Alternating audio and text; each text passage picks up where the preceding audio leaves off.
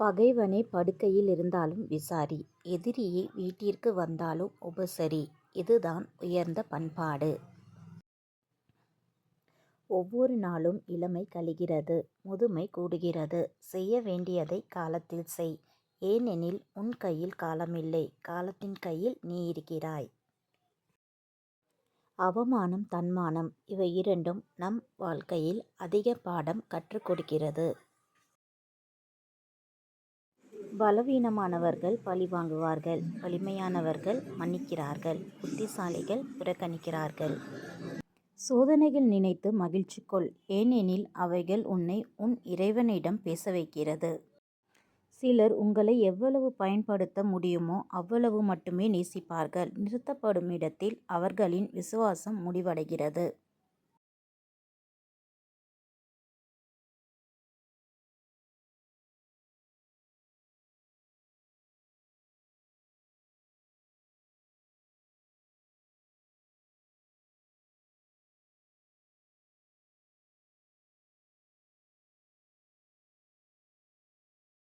இறக்கும்போது நமக்கு வேண்டாதவரையும் பார்க்க விரும்புகிறோம், இருக்கும்போது நமக்கு வேண்டியவரையும் பார்க்க மறுக்கிறோம்.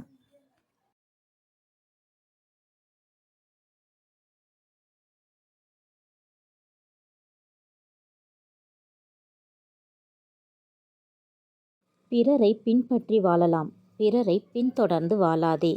வாழ்க்கை நமக்கானதே.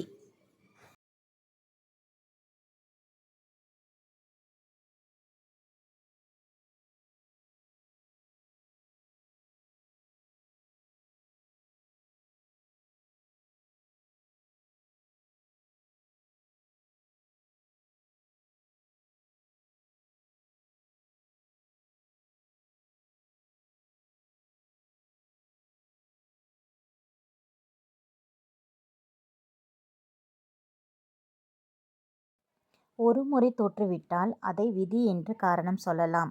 ஆனால் தோற்றுக்கொண்டே இருந்தால் அதற்கு நீ மட்டும்தான் காரணம்.